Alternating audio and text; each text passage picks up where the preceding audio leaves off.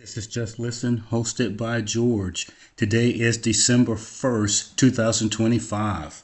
As usual, welcome to the podcast and also welcome to the snow. We just got some. So, not that excited about it, but what can you do about it? Today, I want to talk about the U.S. federal government policy on the auto pen.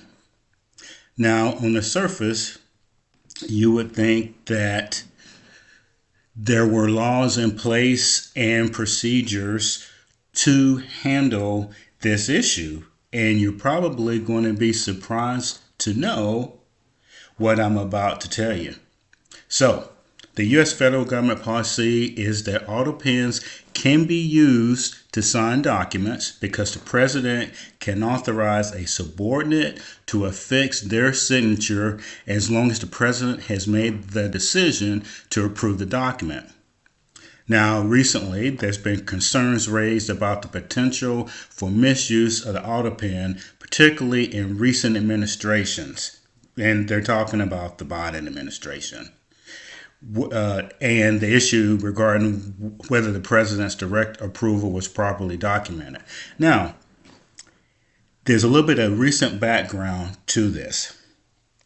So, this was put in use because in 2005, there was some legislation that needed to be signed by then President George W. Bush, and he was abroad doing a visit.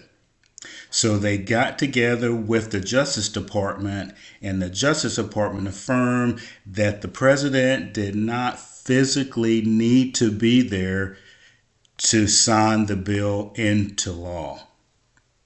Now, as I've told you, there's been some recent controversies. So, in the Biden administration, the use of auto pens has been a focus of investigation, with some arguing that it was used to conceal the president's declining capacity and that this made some executive actions invalid. Okay, so you can draw your own conclusion with that one. House Republicans have claimed that some actions signed with the auto pen were not properly authorized and have called for voiding them unless the president's consent can be proven.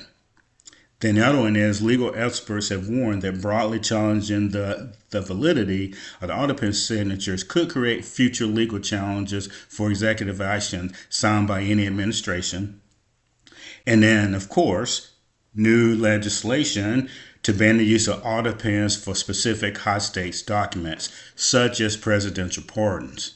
Okay, so putting all of these together, and based on my research, there is really no legal standing except for the legal counsel that works in the Department of Justice, meaning the Attorney General, that the auto pen is either legal or illegal, and presidents have been using it. Now, when I was in the military, our executives would do that if they were signing people's awards, if they were signing retirement certificates, because they didn't want to be burdened with signing all of those documents. So my assumption would have been that this would be what it was being used for. Okay. There's also another incident. So one happened through George W. Bush. The other one was in 2011 under President Obama. So Congress passed an extension to the Intelligence Service Surveillance Act. So for days, the White House had someone ready to fly to Europe with the legislation in hand for the president to sign.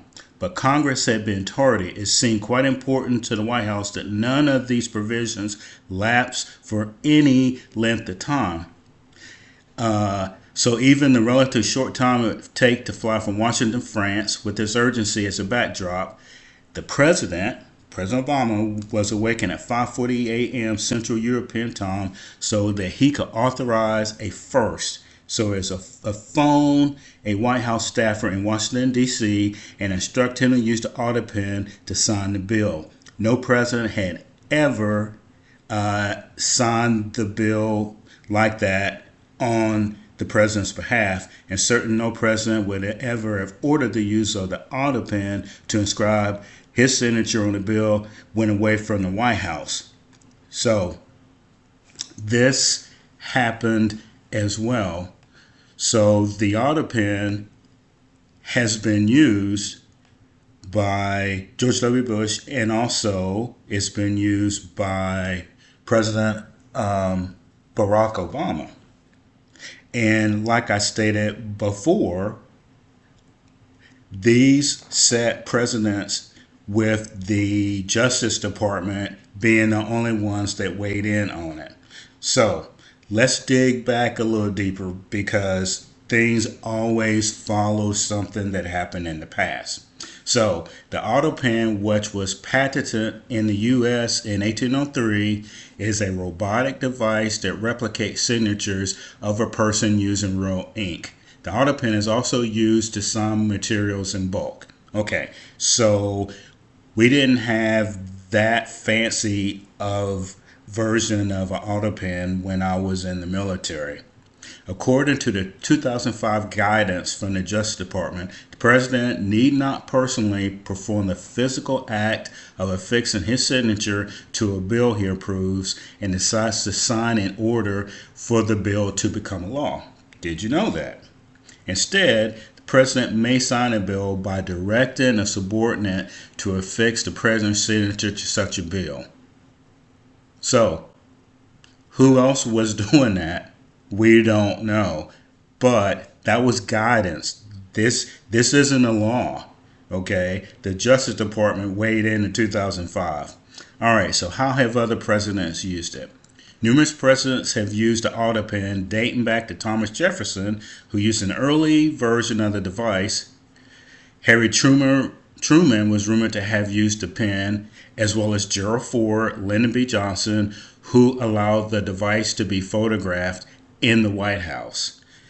So, a couple of presidents have used it. There haven't been any investigations, and it's a little bit alarming that there seems to be no control over who is using these Autopens. So, the mainstream media has recently been talking about it, and they've been talking about it, and also President Trump has been talking about it as well. So the issue for the administration is the fact that when there is perceived that someone has diminished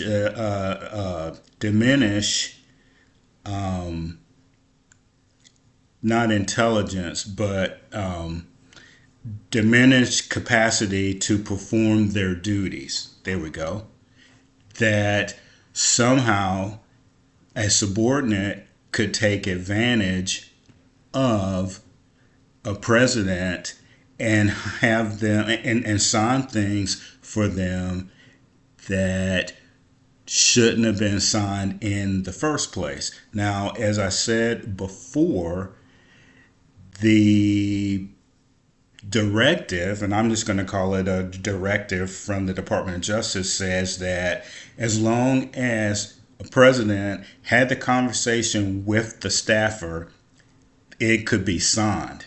Now, that could put into question a lot of things based on a conversation with someone. Do you need to have a witness when high stakes things are signed? And it just seems like that maybe that's not the best way to conduct business. And it seems like that maybe based on the facts, there should be some kind of investigation on especially the pardons. And maybe go back more than just the Biden administration and see key things that were signed and where the president was at. Because currently, the directive from the Department of Justice is law, but it can't be law because a president has to know about what they are signing.